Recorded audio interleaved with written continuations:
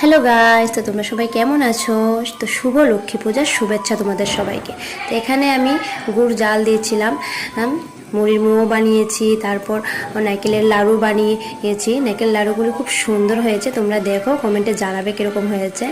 তারপর আমি এখানে মাকে বসাবো সেই জায়গাটা আমি সাজাচ্ছিলাম। আমার সাথে আমার 2 মেয়েও ছিল। তারপর দেখো এটা কি সুন্দর হয়েছে আর কেমন হয়েছে তোমরা কমেন্টে আমাকে আমি কি পেরেছি না পারিনি আমি নিজেও জানি না। তারপর আমরা বসে গেলাম আলপনা নিয়ে, রং তুলি নিয়ে বসে গেলাম। এখানে আমার মেয়েরাও সাহায্য করেছে, দুটো মেয়ে মিলে আমরা এখানে আলপনাটা হয়েছে। এই যে আলপনার অর্ধেক অংশটা আমার মেয়ে এখনও করছে, তো তোমাদের ফিনিশিংটা দেখাচ্ছি। এই দেখো ফিনিশিংটা একদম ঘরের দরজা থেকে শুরু করেছে, ওরা অনেক খেটেছে গো। তো তোমরা কমেন্টে জানাও ওদের আলপনাটা কীরকম হয়েছে, ঠিক আছে? সো বাই, পরের ভিডিওতে দেখা হচ্ছে।